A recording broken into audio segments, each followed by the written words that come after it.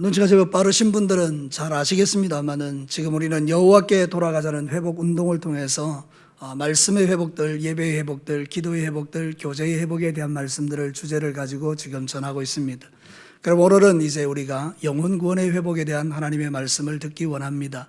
여러분, 요즘 현대 미래 교회학자들, 특별히 교회를 두고 연구하는 학자들이 30년이 지나고 나면 한국 교회의 거의 대부분이 주일학교가 사라질 것이라 그래 예측을 합니다. 우리의 다음 세대가 없다는 그런 이야기가 되겠죠. 근데 손현보 목사님이라고 이번에 예배 회복 운동 때문에 정부와 많은 이런 투쟁들을 했던 목사님이 고신포럼, 우리 고신포럼에서 발제하면서 냈던 내용 중에 이런 내용이 있습니다. 해마다 우리 주일학교 학생들이 4,060명씩 지금 줄어들고 있는데 2035년이 되면 지금으로부터 한 20년, 한 23, 4년 지나고 나면 산술적으로 고신에 또 한국 교회에 이 주일학교 학생들이 0명이 될 것이다. 이런 예측을 하는 것이죠. 사랑하는 성도 여러분, 주일학교가 없다는 것은 곧 우리 다음 세대가 없다는 이야기고 더욱 미래의 교회가 사라진다는 그런 이야기가 아니겠어요? 그러니까 저와 여러분이 이런 이야기를 들으면 덜컥 겁이 나는 거죠. 야, 이 참 한국 교회가 큰일이구나. 근데 여러분 어떻습니까? 정말 그렇게 될까요? 저는 그렇게 부정적으로 보지 않습니다. 왜냐하면 하나님이 지금도 살아계시고 주님 다시 오시는 그날까지 여전히 이 땅에는 구원받을 백성들이 많기 때문에 성령 하나님께서 깨어있는 교회들을 통하여 그 일을 하도록 역사하실 것이기 때문입니다. 그것이 바로 저요 여러분이요 우리 진교교회인 줄로 믿습니다. 제가 카톡 하나 받았습니다. 요즘 이런 코로나19 시대에도 대단히 용감한 교회가 있더라고요.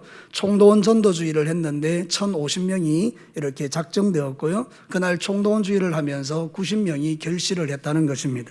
사랑하는 성도 여러분, 지금도 하나님은 당신의 마음을 가지고 영혼 구원의 열정을 가지고 있는 성도들이나 교회들이나 또 여러 가지 환경 속에 있는 사람들에게 역사하셔서 여전히 하나님은 당신의 백성들을 구원하고 계시는 줄로 믿습니다.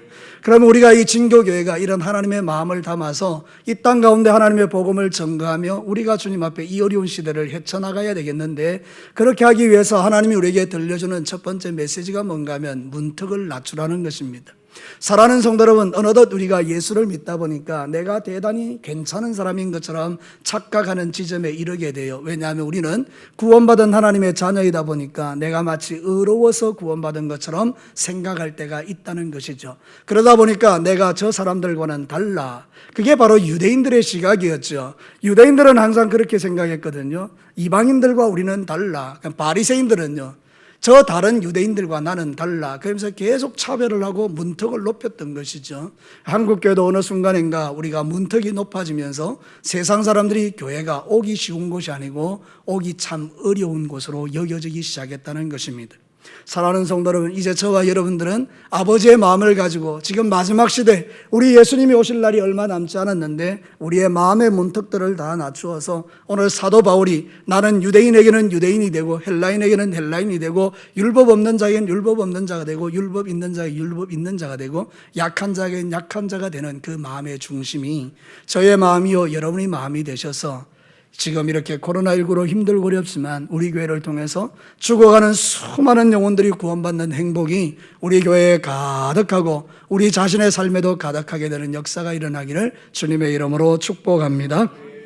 자, 오늘 이 고린도 교회에 보낸 첫 번째 편지에서 사도 바울이 전도에 대한 자기 가치관을 이야기하고 있죠. 자, 오늘 이 성경 본문을 통해서 문턱 낮추기라는 주제를 가지고 하나님의 말씀을 듣는데 첫 번째는 이런 메시지가 들려집니다. 같이 한번 읽겠습니다. 시작. 문턱을 낮추려면 나의 낮아짐이 필요하다. 여러분, 오늘 성경에서 가장 눈에 띄는 장면이 19절이죠. 우리 19절 한번 볼까요? 같이 한번 읽겠습니다. 19절 시작. 내가 모든 사람에게서 자유로우나 스스로 모든 사람에게 종이 된 것은 더 많은 사람을 얻고자 함이라. 아멘. 사도 바울의 놀라운 고백입니다. 사도 바울은 당시에 로마 시민권을 가진 자입니다. 로마 시민권은요, 아무나 가질 수 있는 게 아니었습니다. 그래서 어떤 사람들은 돈을 주고 그것을 사기 위해서 많은 돈을 준비하는 그런 일들도 있었죠. 로마 시민권은 정말 대단한 권세였습니다. 지금 미국 시민권보다 훨씬 뛰어난 것이죠. 근데 여러분, 이 로마 시민권을 가진 이 사도 바울이 오늘 뭐라고 고백합니까? 나는 한 영혼을 얻기 위해서 네 종이 되겠다, 이렇게 말하는 거예요. 여러분, 우리 이 종이라는 것은 우리가 옛날로 말하는 머슴 정도가 아닙니다. 옛날에 이 종은 노예인데, 슬레이브라고. 이 노예라는 건 뭔가 하면 인격 자체가 없는 겁니다. 이 물건보다 더 못한 겁니다. 그냥 주일 말 한마디에 죽고 사는 게 결정되는 그냥 물건이에요. 물건, 사람이 아니에요. 근데 사도 바울이 이 종이라는 대단히 모욕적인 단어를 지금 쓰고 있는 겁니다. 나는 한 영혼을 얻기 위해서라면 너희를 위하여 내가 종이 되겠다. 내가 인격 없는 물건같이 취급을 받는다 할지라도 그 영혼을 위해서 내가 낮아지겠다. 이렇게 지금 말하는 것이죠. 사랑하는 성도 여러분, 사도 바울은 왜 이런 마음을 가지고 있을까요? 그의 마음 중심에는 오직 한 영혼의 구원을 위하여 갈급함을 갖고 있기 때문에 그것이 자기의 사명이라고 말하고 있는 겁니다. 오늘 성경 본문에 보면 내가 한 생명을 구원하는 게 나의 사명이다, 막 그렇게 이야기하죠. 여러분, 세상의 원리는요, 힘으로 정복하는 것입니다. 세상의 논리는 한 사람을 바꾸기 위해서 힘을 동원합니다. 강력한 힘을 가지고 사람의 마음을 파괴해서 바꿔버립니다. 이게 대부분이 공산주의죠. 공산주의는 말이죠, 그 가지고 있는 그 이데올로기를 가지고 자신들이 가지고 있는 그 끔찍한 힘을 동원해서 사람의 인격을 파괴해서 자기들의 사람을 만드는 거죠. 근데 기독교는 전혀 다릅니다. 기독교는 힘의 우위를 가지고 정복하는 것이 아니라 내 안에 있는 예수의 사랑으로 사람을 바꾸는 줄로 믿습니다. 사랑하는 성도 여러분, 우리는 정말로 다른 마음으로 내가 낮아져서 겸손해져서 내가 종이 되어서 네 영혼을 얻을 수 있다면 나는 친은혜의 종이 되겠다라는 그 마음을 이 기독교가 가지고 있는 거죠. 이번에 다니엘 기도회 금요일날 16일 때 강사로 오신 분이 윤치영 목사님이라는 분인데 말이죠, 이분이 감옥에 들어갔는데 그 감옥의 그 상황 자체는 사람들이 전부 다 자기만 생각하는 거죠. 근데 거기서 이 목사님이 베풀기를 시작했다 그래요. 사탕을 나누어주고 음식을 나누어주고, 그랬더니 어느 순간에가 그 감옥에 있는 28명의 사람들이 한 자리에 둘러 앉아가지고 예배 드리는 공동체로 바뀌어졌다는 간증을 하더라고요. 여러분, 그 감옥이라는 곳이 얼마나 폐역한 곳입니까? 얼마나 끔찍한 곳입니까? 그런데 예수의 사람 하나 들어가서 섬기기 시작하니까 감옥이 천국이 되었단 말이죠. 자, 그러면 저와 여러분 오늘 이 땅의 삶에 살아가면서 적용해 보면 우리도 내가 변하면 내 주변에 있는 사람들이 변하게 될 줄로 믿습니다. 내가 변하려면 뭐 해야 되냐? 내가 낮아져야 된다는 거죠. 이 낮아지면 누구의 마음입니까? 예수님의 마음입니다. 성경이 그렇게 말하고 있죠. 빌립보서 2장 5절과 7절, 우리 이 마음을 갖기 위해서 이 마음을 이미도 갖고 있으니까 한 번 더 확인하며 읽어보도록 하시겠습니다. 시작. 너희 안에 이 마음을 품어라. 곧 그리스도 예수의 마음이니 그는 근본 하나님의 본체시나 하나님과 동등됨을 취할 것으로 여기지 아니하시고 오히려 자기를 비워 종의 형체를 가지사 사람과 같이 되셨다. 예수님은 하나님이신데 종의 형체인 인간의 몸, 죄인의 몸을 갖고 이 땅에 오셨다고 말하죠. 누구 때문입니까? 왜 이래 대답이 희미하십니까? 누구 때문입니까? 나 때문입니다. 예수님 나 때문에 낮아지셨다는 거잖아요. 그럼 나에게 요구하는 삶의 자리는 뭡니까? 나도 예수님처럼 낮아져서 믿지 않는 저 수많은 사람들, 오늘 가만히 두면 지옥불에 떨어질 저 사람들에게 네가 가서 나의 삶을 살아라, 이렇게 말하는 거죠. 사랑하는 성도 여러분, 우리가 영혼을 구원하기 위해서 우리가 문턱을 낮춘다는 의미는 뭔가 하면 너와 내가 다르다라고 내 자신을 주장하는 것이 아니라 우리가 낮아져서 그 사람들과 함께 하나님 나라를 말해주는데 삶으로 보여주는 것이죠.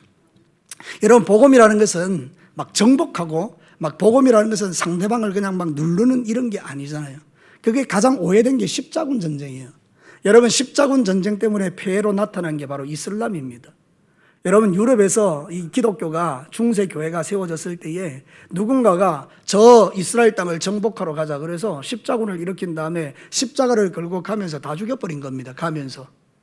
그러니까 여러분, 내 아버지가 죽었어요. 내 어머니가 죽었어요. 십자가 그 아래서. 그러니까 마음에 도끼가 생기지 않겠습니까? 그러니까 이제는 기독교의 적이 돼버린 거죠. 그 십자가의 원래 의미가 그게 아니지 않습니까? 십자가로 정복하라는 의미는 가서 죽이라는 의미가 아니고 예수의 사랑으로 그들을 정복하라는 의미인 줄로 믿습니다.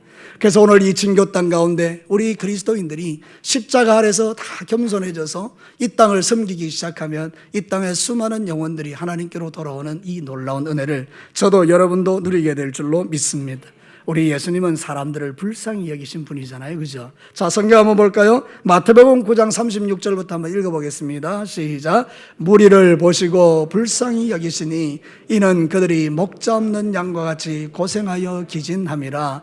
이에 제자들에게 이르시되 추수할 것은 많되 일꾼은 적으니 그러므로 추수하는 주인에게 청하여 추수할 일꾼들을 보내주소서 하라 하시니라. 아멘. 예수님이 말씀하신 거예요.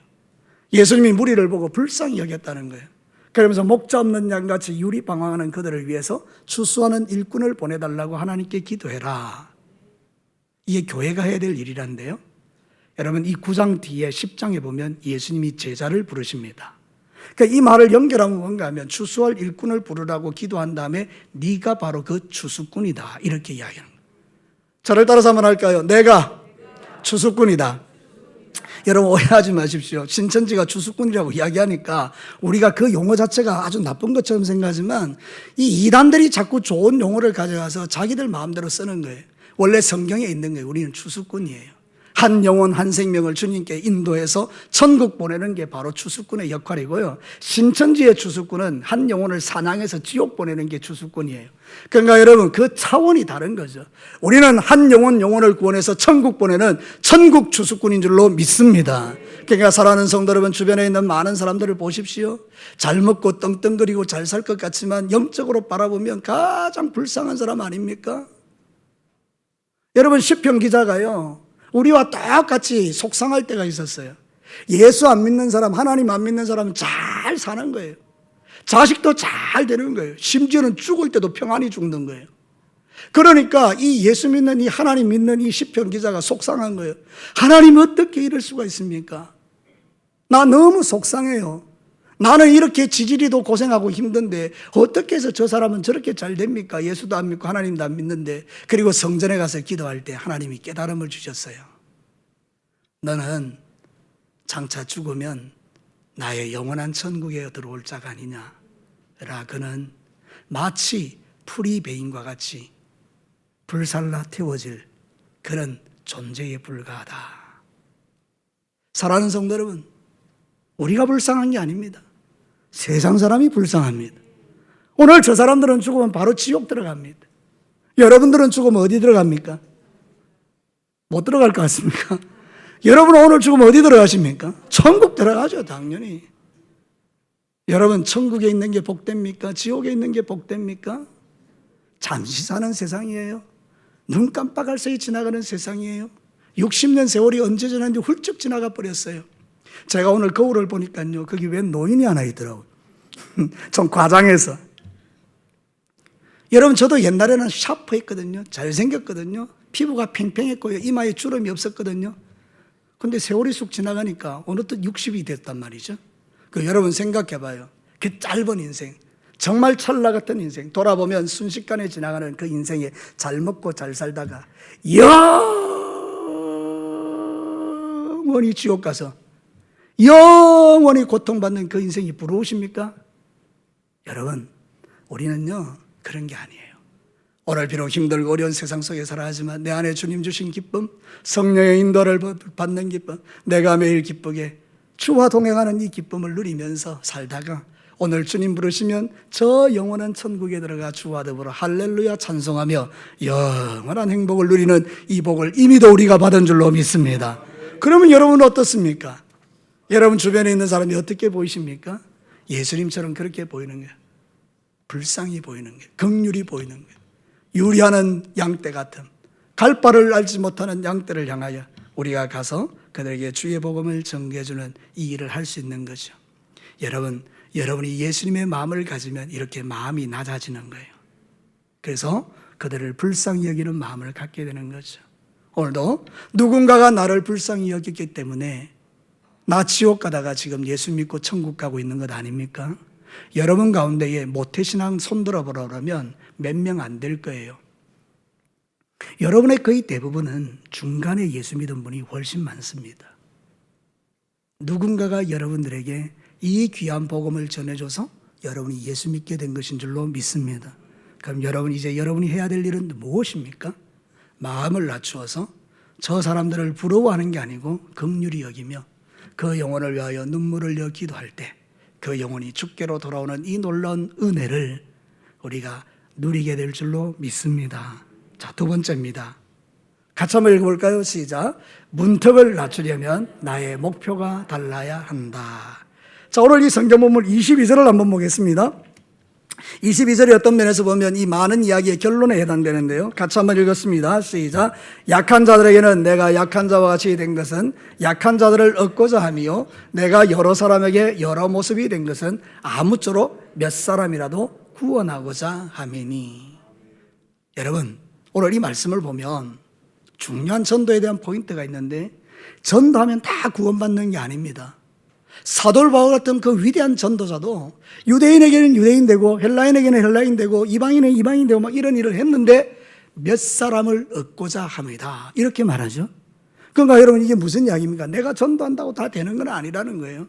근데 중요한 건 뭔가 하면 내가 그럼에도 불구하고 목표를 삼고 영혼을 구원하기 위해서 수고하면 하나님은 그 사람에게 영혼을 붙이셔서 그 사람이 나 때문에 예수 믿는 역사가 일어난다라고 말하는 것입니다. 사랑하는 성도, 여러분의 목표는 무엇입니까? 다시 한번 말씀드리겠습니다. 여러분의 목표는 무엇입니까? 오늘 이 땅에서 잘 먹고 잘 사는 것 오케이, 건강하게 오래오래 사는 것 오케이, 좋은 집에 사는 것 오케이, 여러분 좋은 차 갖고 사는 거 오케이, 다 괜찮은 거예요. 그게 나쁜 게 아니에요. 근데 여러분, 그것만이 목표면 그건 주님이 보실 때 아니라는 거예요. 사랑하는 성도 여러분, 여러분이 살아가는 모든 삶에 최선을 다하여 하나님 앞에 사십시오. 그러나 여러분의 인생 목표 중에 진짜 중요한 목표 하나는 그것이 살아계신 하나님을 전가하는 도구가 되어 여러분들이 많은 영혼을 구원하는 일에 그 귀한 것을 사용하시기를 주의 이름으로 축복합니다. 좋은 집에 사시면 많은 사람을 초대해서 음식을 먹이며 그렇게 그들을 위로하는 거죠. 좋은 차를 주시면 그 좋은 차에 많은 사람을 태워서 그 사람들을 예수 믿는 일에 쓰는 것이죠. 건강 주시면 그 건강 가지고 다른 사람을 비난하고 욕하고 정죄하는 데 쓰지 않고 그 건강 가지고 많은 사람을 섬기는 데 쓰는 것이죠. 여러분이 가지고 있는 지식과 여러분이 가지고 있는 모든 좋은 것들을 영혼을 구원하는 일에 쓰는 게 목표가 되는 사람, 그 사람이 바로 문턱이 낮은 사람이라는 거죠. 우리가 주변에 죽어가는 저 수많은 사람을 보면서도 아무 감동이 없으면 문턱이 높은 거예요. 그 말은 뭔가 하면 나는 이제 구원받았으니까 됐어, 나만 구원받으면 돼, 이 문턱이 만큼 높은 거죠.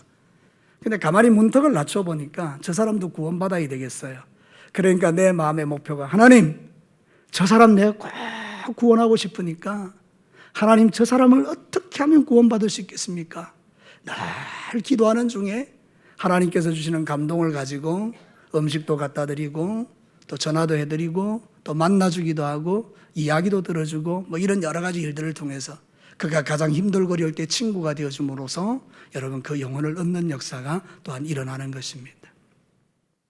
여러분, 요한복음 10장 16절에 보면 예수님의 목표가 나와 있어요. 자, 같이 한번 읽어볼까요? 시작. 또 이 우리에 들지 아니한 다른 양들이 내게 있어 내가 인도하여야 할 터이니 그들도 내 음성을 듣고 한 무리가 되어 한 목자에게 있으리라. 누구의 목표라고요? 예수님의 목표예요. 다시요, 누구의 목표라고요? 예수님의 목표예요. 예수님의 목표가 뭡니까? 우리에 들지 않는 다른 양들이 있는데 그 양들을 우리 안으로 끌어들이는 거예요. 이거 아주 쉽게 이야기하면 천국에 들어오지 못하는 저 수많은 사람들에게 예수님 당신이 십자가에 죽어서 부활하시고 구원의 복음이 되셔서 그 사람들을 예수님께로 인도하여 천국 가게 하는 것, 그게 예수님의 목표였다는 거죠. 자, 그러면 우리는 다 누구의 제자입니까? 예수님의 제자입니다. 그럼 주님이 살았던 삶의 방식을 쫓아 살아가는데 예수님이 하셨던 것처럼 우리도 우리에 들지 않는 많은 양들을 하나님께로 인도하는 것이죠. 여러분, 지금은 전도가 안 되는 시대입니까? 되는 시대입니까? 대답을 잘 하셔야 됩니다. 지금은 전도가 되는 시대입니까? 안 되는 시대입니까? 되는 시대입니다. 아직도 죽어가는 저 수많은 사람 중에 하나님의 선택받은 백성들이 분명히 있습니다. 진교 땅에요, 아직까지는 6천 명 이상의 사람들이 살고 있습니다. 진교 땅 딸딸 끌어 모아봐도요, 모든 교회들 다 6개, 7개 교회 다 모아봐도 1,000명이 넘지 않습니다. 그럼 나머지는요, 6천 명은 아직도 예수 안 믿잖아요. 그들 가운데에 하나님께서 구원하기로 작정한 사람들이 없겠어요? 있어요. 그러니까 저와 여러분이 미리 선제적으로 포기할 게 아니라 우리 진교교회가 이를 위하여 달려가기 시작하면 하나님께서 나를 만나게 하시고 또 그 사람과의 어떤 관계들을 통해서 그저 지나가는 말로 예수 한번 믿으라 했더니 그 사람의 마음의 문이 열려 예수 믿는 그런 놀라운 일들도 분명히 우리에게 일어날 줄로 믿습니다.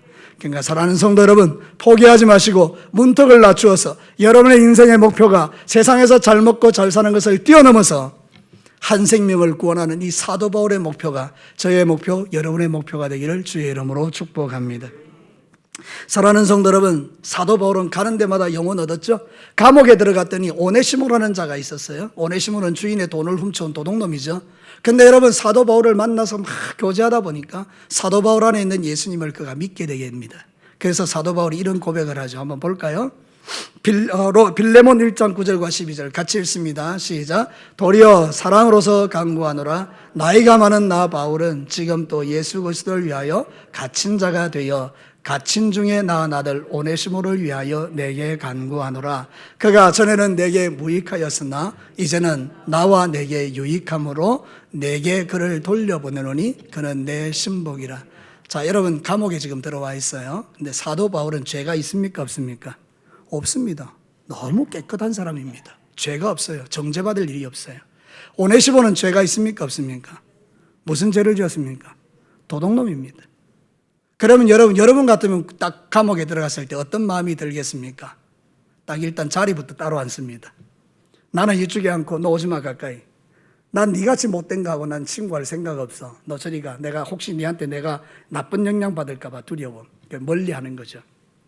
그리고 되게 부끄러워하는 거예요. 감옥에 들어와 있는 거. 이러면 이거는 여기는 거의 하나님 나라가 안 되죠. 근데 사도 바울은 문턱을 낮추죠. 오네시모의 그 아픔과 그 형편과 처지를 하나님의 사랑으로 덮죠. 그러니까 여러분, 이 죄수가 감동하기가 쉽습니까? 그 강팍한 마음이 녹아지기가 쉽습니까? 근데 사랑에 다 녹아지는 거예요. 여러분의 사랑에 이 땅의 강팍한 모든 세상 사람들의 마음이 녹아질 줄로 믿습니다. 예수의 사랑은 모든 것을 녹이는 사랑입니다. 저를 따라서 한번 해봅시다. 예수님의 사랑은 모든 것을 녹이는 사랑이다. 자, 믿으시는 분 아멘입니다. 그럼 여러분 안에 있는 미움과 여러분 안에 있는 정죄와 여러분 안에 있는 교만과 여러분 안에 있는 모든 나쁜 것들이 오늘 예수의 사랑 때문에 다 녹아져서 돌아가시기를 주의 이름으로 축복합니다. 그게 복음의 능력이죠. 우리가 교회에서 신앙사라는 이유가 뭡니까? 이런 하나님의 은혜를 받고 세상에 나가서 많은 사람들의 그 강팍한 마음을 녹여주기 위해서 존재하는 것 아닙니까? 하나님이 왜 여러분에게 은혜 주십니까? 여러분이 일주일 동안 가서 여러분 만나는 사람들이 여러분 때문에 행복해지라고 주님이 여러분에게 은혜 주시는 줄로 믿습니다. 여러분 때문에 모든 사람이 행복해지기를 주님의 이름으로 축복합니다. 나의 목표가 구원이 되면, 영원 구원이 되면 우리 안에는 그리스도의 사랑이 흘러가게 되고, 그런 사람을 하나님이 주목하셔서 하늘의 복을 더하시고 수많은 사람들이 예수께 돌아오게 하는 통로로 쓰시는 것이죠. 사랑하는 성도 여러분, 제가 이번에 어제 금요일이죠. 다니엘 기도의 그 강사님이 설교하는 걸 들으면서 가장 제 마음에 와닿았던 것 중에 하나가 이거예요.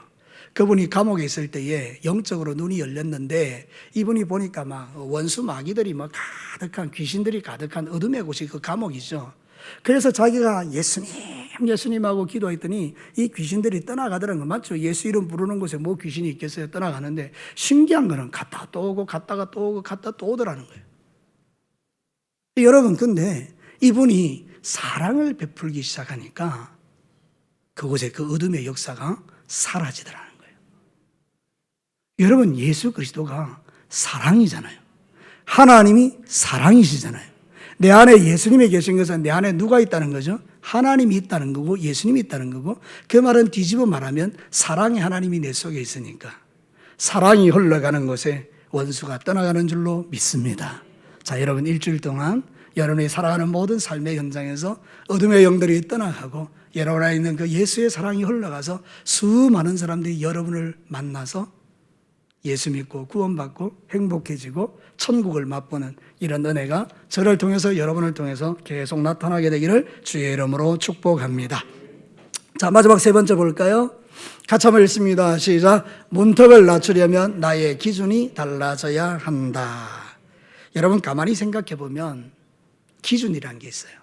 모두가 다 나의 나름대로 이 기준이 있는데, 어떤 사람들은요, 신앙사라는 기준이 이거예요. 오직 내 문제 해결, 자식 잘 되고 내가 평안하고 돈 벌고 사업 잘 되고 직장생활 잘 되고 뭐 모든 게 다 잘 되는 거, 이게 기준이에요. 그럼 이 사람은 오직 교회를 다니는 이유와 목적이 딱 기준이 잘 되는 거니까 거기에 초점을 맞추겠죠. 근데 어떤 사람은요, 기준이 뭔가 하면 우리끼리가 되는 사람들도 있어요. 말 통하는 사람들끼리가 되는 수도 있어요.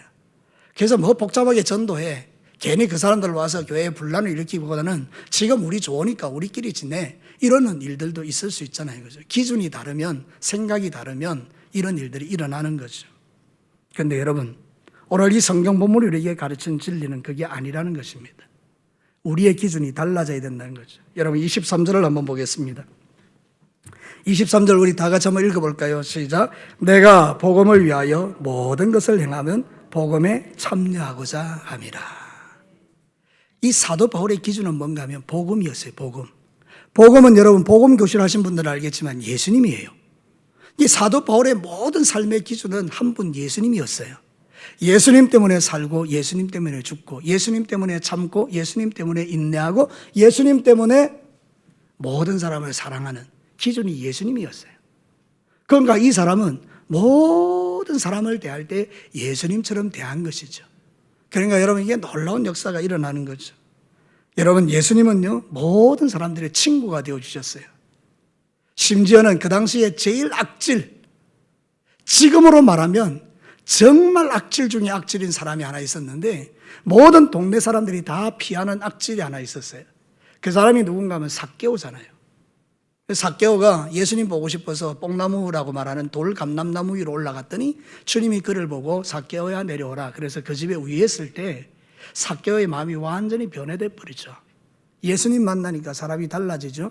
그래서 여러분 누가복음 19장 8절과 10절에 보면 삭개오의 변화가 나타나죠. 같이 한번 읽습니다. 시작. 삭개오가 서서 주께 여짜오되 주여 보시옵소서, 내 소유의 절반을 가난한 자들에게 주겠사오며 만일 누구의 것을 속여 빼앗은 일이 있으면 내 갑절이나 갚겠나이다. 예수께서 이르시되 오늘 구원이 이 집에 이르렀으니 이 사람도 아브라함의 자손임이라. 예수님은 한 영혼을 얻기 위하여 모든 것을 하셨어요. 어디를 가든지 사람들이 비난하든지 말든지 온 동네에서 욕먹는 삭개오라 하더라도 가던 길 멈추고 삭개오야 내려오라. 그래서 그 집에 들어가서 그 사람과 거주하면서 그 사람을 예수 믿어 구원시킨 사람이에요. 예수님의 기준은요 그 영혼이었죠. 사도 바울도 똑같아요. 어디를 가든지 간에 사도 바울은 딱 예수님밖에 없었어요. 누구를 만나도 예수님, 무슨 일을 해도 예수님, 천막을 지어도 예수님, 가는 곳마다 예수님이에요. 기도처 가도 그냥 예수님이에요. 다 예수님이에요. 자, 오늘 저와 여러분이 현재 이 말씀을 들으면서 여러분의 기준이 뭔지를 한번 생각해 보십시다. 내가 인생을 살아가는 기준, 무엇이 나를 이 땅에 살게 하고 끌고 가는가? 나는 무엇 때문에 살고 무엇이 내 인생에 있어서 가장 중요한가 생각해 보니까 예수님 말고 다른 게 내 마음에 자리 잡고 있는 거죠. 그게 염려하게 하고 그게 걱정하게 하고 그게 두렵게 하고 그게 시기하게 하고 그게 질투하게 하고 그것이 내 신앙을 깔아앉히는 요인이 되더라고요. 여러분은 모르겠습니다만 제 자신은 그렇더라고요. 내가 예수님이 아닌 게 내 속에 들어오니까 그 구멍으로 여러 가지 복잡한 일들이 막 생기더라고요. 그런데 여러분 내가 예수님 중심을 딱 세우면 그런 것들이 내게서 아무 의미 없이 되는 것을 경험하죠. 오늘도 여러분 무엇이 여러분의 마음을 힘들게 하십니까? 무엇이 여러분의 마음을 괴롭게 하십니까? 충분히 힘들고 괴로울 수 있지만 예수 그리스도가 진짜 내 안에서 주가 되시면 그 모든 염려와 근심들이 사라지고 하나님이 주시는 은혜 속에서 다 담대해지는 그런 역사가 일어날 줄로 믿습니다. 그래서 저와 여러분들은 예수 그리스도를 전하는 일에 더욱더 박차를 가하게 되는 거예요. 사람들이 무슨 이야기를 하든지 간에 이런 시대에 예수 믿으라느냐, 미쳤냐, 뭐 이럴 수도 있겠고, 니나 잘해라, 뭐 이런 소리도 들을 수 있겠고, 뭐 수없이 많은 세상 사람들의 그런 저주와 그런 욕들을 우리가 들을 수 있겠죠. 예수 믿는다는 말을 꺼내기만 하면 우리는 막 세상 사람들에게 그냥 막 씹히는 그런 어떤 그 대상이 될 수도 있겠죠. 근데 여러분, 그게 뭐 중요합니까? 여러분, 내 안에 계시는 예수님이 내가 계시는데, 그 예수님이 내 삶의 기준인데, 여러분 세상 사람들이 뭐라 하든지 간에 내 안에 있는 이 예수님 때문에 누리는 행복이 그것을 넉넉하게 이겨야 될 줄로 믿습니다. 그러니까 여러분 한번 보십시오. 예수님에 대해서 평가가 이렇습니다. 마가복음 2장 16절 17절 같이 한번 읽어볼까요? 시작. 바리새인의 서기관들이 예수께서 죄인들 및 세리와 함께 잡수시는 것을 보고 그의 제자들에게 이르되 어찌하여 세리와 및 죄인들과 함께 먹는가? 예수께서 들으시고 그들에게 이르시되 건강한 자에게는 의사가 쓸데없고 병든 자에게야 쓸데있느니라. 나는 의인을 부르러 온 것이 아니요 죄인을 부르러 왔노라. 약간 제가 조금 여러분이 시험될 만한 예를 한번 들어보겠습니다. 제가 이제 진교에서 목사인데 저 술집에 있는 여자하고 이게 매일 만나가지고 이야기하고 가까이 지내고 그러면서 이렇게 막 교제하면 여러분 되게 은혜롭겠죠? 왜 그렇습니까? 아니 그 동네에서 유명한 사람이 유명한 모두가 다 아는 그런 술집 여자예요. 근데 제가 그분과 깊은 교제를 나누면서 이렇게 늘 같이 밥도 먹고 이러면 너무 은혜롭지 않습니까? 여러분과 똑같아요. 그 당시 예수님이 이 세리들, 죄인들, 몸 파는 여자들하고 교제하는 게 그래요. 야, 저게 예수라는 게 우리의 구원자라는 게 젖다우 짓을 하고 있어? 지금 그 이야기거든요. 근데 예수님은 개의치 않습니다. 왜냐하면 그 중심이 다르기 때문입니다. 내가 만약에 악한 목적을 가지고 그 술 먹는, 술 파는, 몸 파는 여자나 술 파는 여자와 교제한다면 나는 악인입니다. 그러니까 사람들이 내게 욕할 때 나는 부끄러움을 당해 마땅합니다. 근데 진짜 1도 거짓말하지 않고 그 사람이 불쌍해서 그 사람을 교제하면서 그분의 영혼을 위하여 기도하고 눈물을 흘릴 수 있다면 그 영혼을 구원시키는 하나님의 통로가 되는 것입니다. 여러분 이 말씀이 이해가 되십니까? 우리의 모든 생애 속에서 우리의 기준이 달라지면 태도가 달라지는 거죠. 오늘 우리는 무엇 때문에 예수 믿습니까? 왜 여기 와 있습니까? 우리끼리 찢고 뽑고 싸우기 위해서 모였습니까? 여러분을 주장하고 여러분을 나타내기 위해서 예수님을 믿습니까? 그렇지 않습니다. 나를 통해서 예수님이 드러나고 그래서 수많은 영혼들을 주께로 인도하는 저와 여러분이 되시기를 주님의 이름으로 축복합니다. 말씀을 마치겠습니다. 우리가 이제 문턱을 좀 낮출 필요가 있는데 문턱을 낮춘다는 것은 나를 낮춘다는 거죠. 나를 낮춘다는 것은 종의 마음을 갖는 거고 예수님의 마음을 갖는 것이다. 그런 말씀을 들었습니다. 나의 목표가 달라져야 됩니다. 세상에서 잘 먹고 잘 사는 게 아니라 오늘 죽으면 지옥불에 들어갈 그 영혼들 불쌍히 여기는 주님의 마음으로 그들의 영혼을 살리는 것, 그게 바로 나의 목표죠. 내 기준이 달라져야 됩니다. 내 기준이 나 자신이 아니고 예수님이 되셔서 주님이 그러하셨던 것처럼 세리와 죄인들의 친구가 되어 그 영혼을 얻는 일에 헌신할 수 있다면 오늘 이 세상이 다 교회가 안 된다 그러고 코로나19 때문에 교회가 망한다 그래도 아니요. 진교계는 이 마지막 시대에 더욱더 세상의 빛으로 소금으로 살아남아 하나님께 영광 돌리다가 우리 주님 오시는 그날 이 교회 전체가 주님께 칭찬받는 아름다운 교회가 될 줄로 믿습니다. 그날까지 우리가 문턱을 낮추시고 모두가 다 진리 안에서 승리하는 우리 성도들 되시기를 주님의 이름으로 축복합니다. 우리 다 같이 한번 기도하겠습니다.